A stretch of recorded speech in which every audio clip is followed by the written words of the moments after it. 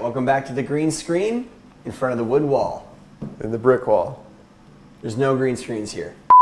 Today we're talking about part 2 in the book, which is all about customers and specifically kind of dialing in your customer and marketing approach in the book. Can we speak hypothetically for a moment? You can. Okay, so we talked about niches, we talked about things that you can focus in on and you get good at, but you might have some customer come in that's, let's say it is a CrossFit gym, because a lot of screen printers print for CrossFit gyms because there's a lot of CrossFit gyms out there and they all buy lots of t-shirts. And so if you can prove that you're a great printer for CrossFit gyms and you have this cool printed merchandise and you do all these things that CrossFit gyms like, you go sell to the next CrossFit gym. If you know that that is your audience, you know exactly who to go to try to sell your products. And you can actually dial it in more than that. So you're talking about who typically owns CrossFit gyms. It's typically people middle age. You're not going to have like young kids owning a CrossFit gym. So they're probably in their 20s to 30s, maybe into their 40s, but they're probably not in the 50s and 60s. And then they're definitely fit, right? So you start to dial in that actual profile of like what that customer looks like. Yeah, and you can see them like, when you get to that point, you can see those people in the grocery store. You see the people like standing in front of a restaurant or something like that. You can just strike up a conversation. For us, one of our niches has become the restaurant industry. And we were out to eat one night, and leaving the restaurant, there was a guy holding open the door for us that looked like a manager. He looked like, you know, something of status above a waiter or something. So I just stopped and talked to him. You're talking so properly right now. So I'm not wasted enough. So we... A waiter. We're walking outside of the restaurant. There's a guy holding the door open. And he's dressed nice. He looks like he might be a manager or something. And I really like the restaurant. So I stopped and talked to him and gave him a compliment about his restaurant. And afterwards, you know, got to talking about what I do. I make t-shirts. He says, hey, we get t-shirts made all the time. And I said, well, if you don't have someone that you're already working with that you like a lot, hit me up.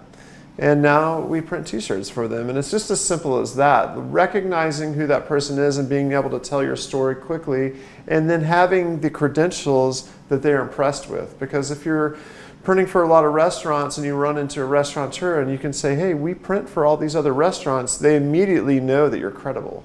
Yeah, it's awesome when you can identify those. So our target customer is like that growing, innovative entrepreneur. I was at a PayPal event, happened to be sitting down, these two guys that looked like they were in the apparel industry just sit down right next to me and Ross.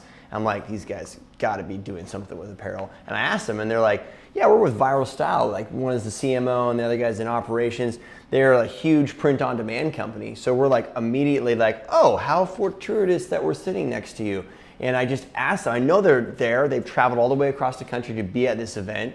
And so I just asked them like, hey, do you guys ever get asked for like better, like more eco-conscious apparel? And they're like, oh God, all the time, you know, because they're catering to that market. And so immediately we started this conversation, and just like by seeing them, they're young, like good looking, cut hair, got not like, they look nothing like Brett.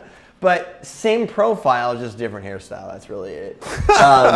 Or when somebody comes in like, I'm passionate about training the industry. I'm passionate about, met two people that have come up to, one came up to us, and Ryan from the Keys, he's like, hey, you know, I really want to get involved in making this industry a better place. That's like, bam, that is like our customer, because that's what we're about. Like the influencer, the change maker is like our dialed in customer. So he's going to Haiti with us next time.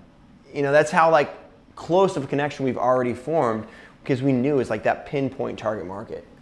Absolutely. I think even with like the Ryonet brands, you can kind of walk around a trade show and see people that really resonate with the Ryonet culture, no matter where they're standing in the trade show, whether it's the Ryonet booth or another booth. And they might not buy all their products from Ryonet, but they still align with the culture, or they align with the principles that Ryonet is founded on. Yeah, and then you can do that within your sales team too. So like our sales team, it's crazy. It's like you attract who you are. So literally, Roger is very different than me and attracts more of the eco-conscious, where I attract more of the band fashion, you know, type of client relationships. He goes to Canada to work on a really great strategic relationship. The guy's the same exact age as Roger. He cares about the same exact thing. They even drive the same freaking car. That's they're hilarious. like the same person. And the universe has literally just stuck these two guys together. And it's insane what dialing that in. I think there's that thing about like putting thought out there, writing it down. Once you've written that out, like the universe literally kind of takes all the other shaft and you immediately you find what you're looking for. Like the first time you go buy that car that you've never had before, you've never seen it before. And all of a sudden you see, oh man, all these other people have this car. And then you immediately have something in common with all those other people. I think that finding your customer is a lot more rudimentary and simple than we make it. I think that we probably overcomplicate it. It's nothing different than, well, you can look at a husband and wife that have been married for a long time and they look happy together and just look at them and they kind of look the same, right? Or you can go look at maybe the group of your high school friends that still hang out and you guys all have a lot in common, you know. Ryan and I, we're both the same age. We both have 3 kids. We both played in rock bands when we were growing up. You know, we're very similar people. And similar people attract to each other, you know.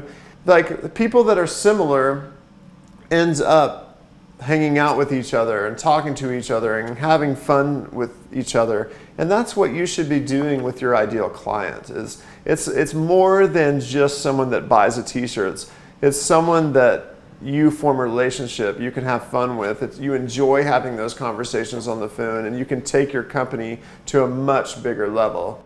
There's a really good template in the book that kind of like walks through the things that you would identify. Like if you did a customer profile, you'd put on that profile. It could be age, it could be their interests, it could be their income, bracket, it could be what they look like. We do a lot of different criteria and it's not like we have this criteria for every single different customer. But the thing is, of your best customers, you want all that criteria because immediately then you're able to find your next best customer because you kind of are able to weed that all out. Effective marketing is someone targeting you and you not even realizing it. It happens to us every day. We scroll through our social media feed, whether it's Instagram or Facebook, and we see a really cool product that we like and we might click on that. And we don't even realize people are advertising to us. We just see something that we think is cool. They've dialed in that demographic so much, that you've got, the age profile, you've got their areas of interest, you got, you're using their network, you're using their friends, which you can do that, on social, you can do that through your, physical connections. You're going to places where they're going to be at. Like, where's the best places you pick up customers? At festivals, music festivals. Yeah. And brew festivals. Right. And those are great places. One thing I would like to discourage you from doing is advertising to other print shops. I see that a lot. People put in the different graphic. If you put in if you're marketing and you put in the keyword like t-shirts or something like that, there's not a lot of people that want t-shirts that are looking at that hashtag or that demographic. It oftentimes is showing that to people that type in t-shirts a lot, which are people that make t-shirts. Yeah, Facebook, Instagram, all their tools basically walk you through the demographic step we talk about in the book. There's a simple thing to walk through to help you dial in that best customer. All right, cool. That gave us a good background on your customer demographic and who they are. So next time, let's talk about actually messaging to them. How do we use value proposition statements or differentiation statements to connect with them in that 20-second, in that 30-second elevator pitch? See you later.